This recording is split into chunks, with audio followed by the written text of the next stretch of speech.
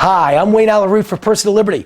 The IRS scandal just keeps getting bigger and bigger. No ordinary scandal. This is the very definition of un-American Joe McCarthy-style persecution. It's Watergate squared. It's the Gambino crime family's criminal behavior. We now officially know America's being run by a gangster government, the Obama crime family.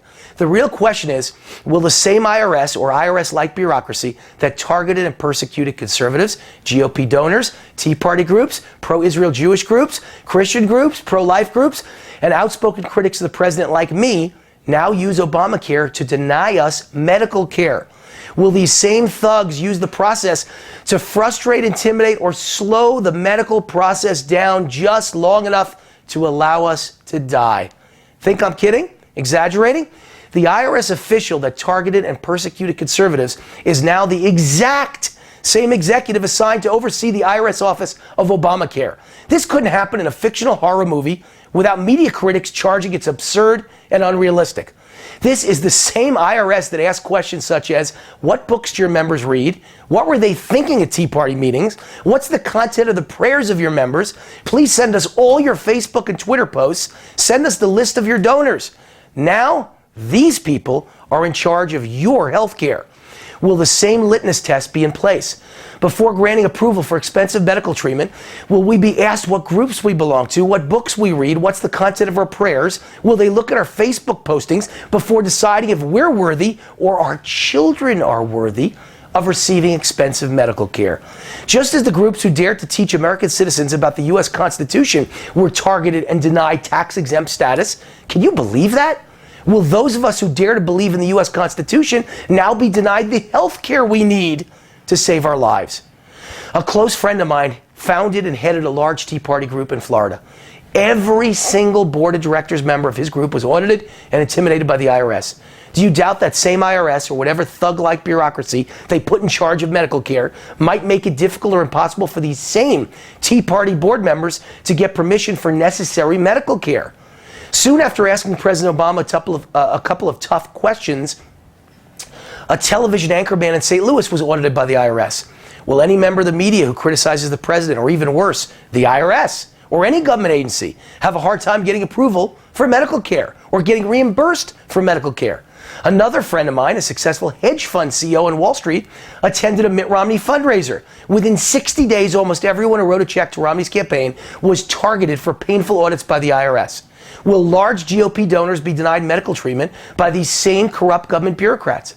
Will Wall Street CEOs be denied medical care because they're called greedy or too rich in Obama's America?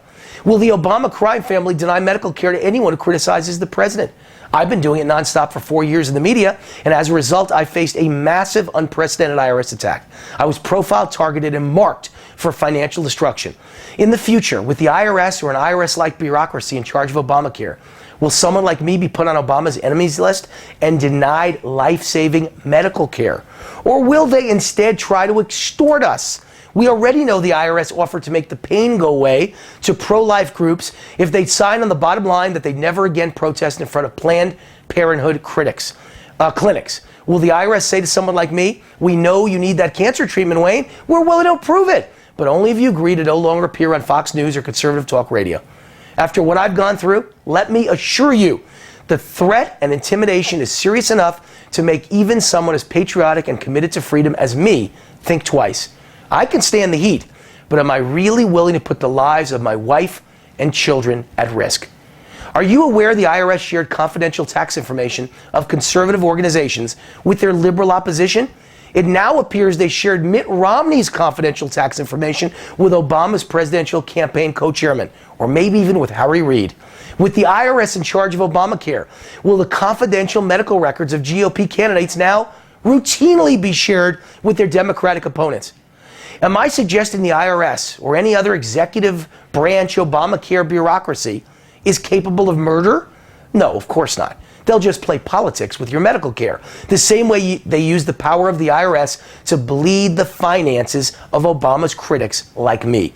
They will, here's a list, slow pay your bills, repeatedly lose your medical requests, deny permission just long enough that you'll be denied your chance to live, compound your illness by adding frustration and stress, thereby cutting years off your life, approve only 50% of your bills for cancer treatment while paying 100% for a friend of Obama.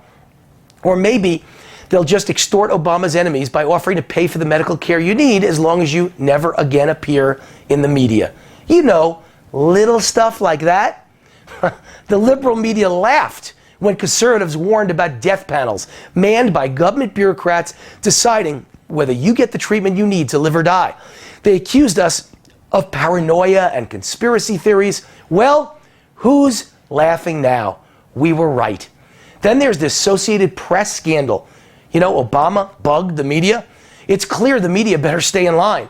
Write a story that Obama doesn't appreciate, and you'll soon find your medical care denied too, or at least delayed by the Obama crime family. Forget death panels. Now we've got to fear targeted death panels. I'm Wayne Allen Root for PersonalLiberty.com. See you next week, same time, same place. Keep fighting. Keep defending the American dream. Stay committed. Stay relentless. Believe in American exceptionalism. Believe in capitalism. And may God bless America.